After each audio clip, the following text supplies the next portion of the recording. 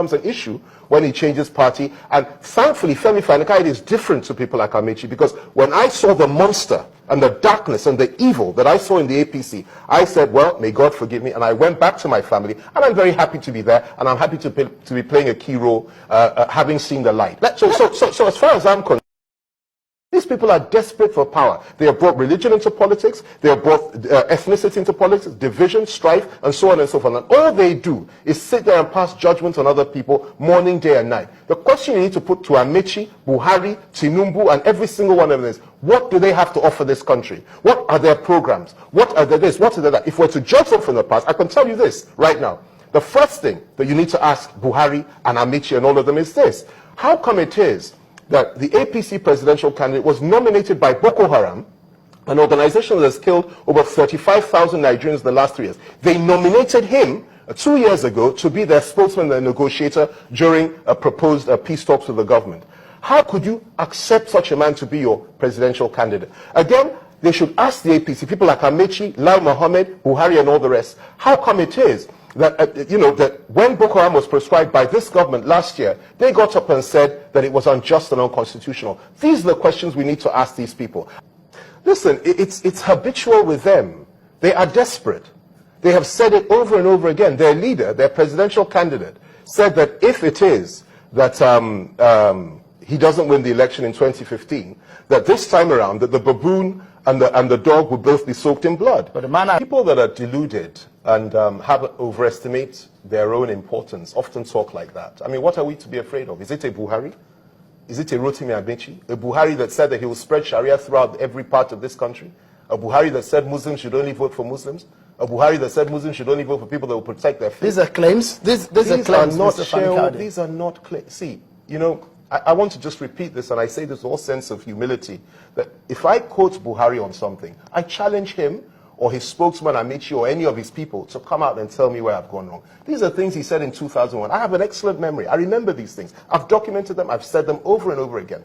This is what Buhari stands for. Now, he may come up now and tell you, well, I've changed my mind. It's not quite like that. But what we are saying is this: I don't believe that the Nigerian people will ever vote for a man that believes that we should drag this country back. A man with a pitiful and disgraceful record. When he was in power, he locked people up, he created people, he killed people with retroactive legislation, he carried people on the streets of London illegally, turned Nigeria into a pariah nation, a man that looted PTF. And I say that because the report, I was in government when the Haruna Adamu report was filed. I discussed it with President Obasanjo at the time. I know what the president told myself and Aki Oshutoku privately. If not for the fact that the main person in that report, that is a man by Siraju, an in-law Buhari, dropped dead the day that we decided to prosecute Buhari for it, that man would have been the key prosecution witness and Buhari would have been in jail by now. The truth of the matter is that he was very corrupt, and that Siraju report, the PTF report, absolutely indicted him. A man that when he was Minister of Oil in I believe it was in 1987 or thereabouts, President Obasanjo was the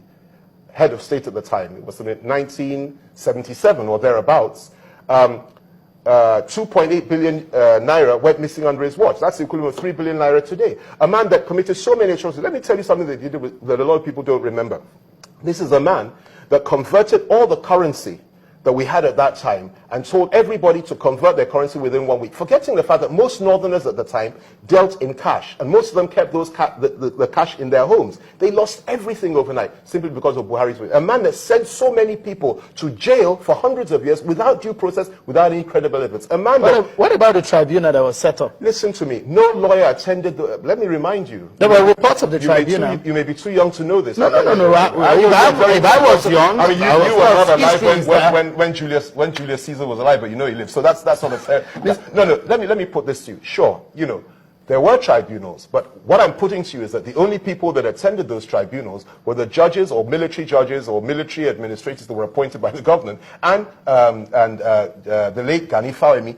The rest of the legal world boycotted those tribunals because there was no due process. There were no laws administered there. It was just a kangaroo court. There were many people that had been found innocent by the ordinary courts that he now insisted must be jailed at all costs. And this man destroyed the lives of so many people, including the lives of serving governors who were locked up, who after the release died a few months later. Bisi Onabanjo, Adamu Atta, so many of them. Adamu Atta lived for quite some time, but he was never the same person again. So many of them. Ambrose Ali and so many. This is what Buhari did. This is what he stands for. Unfortunately, most people that were 10 years old when Obasanjo came into power in 1999 have no recollection of his. We don't teach history in this country. So people have forgotten who Buhari was and what he stands for. Now, he may well have changed, but when you look at what he's saying now, when he says things that will make the country ungovernable if the PDP comes out, you know that this is an irresponsible type of person who should never be given power. And I'll tell you what, with people like Rotimi Amechi around him, and one or two others, it seals the deal. It makes the point very well. His eyes were rolling. He kept on folding his arms. He refused to answer your questions. You can ask me any question.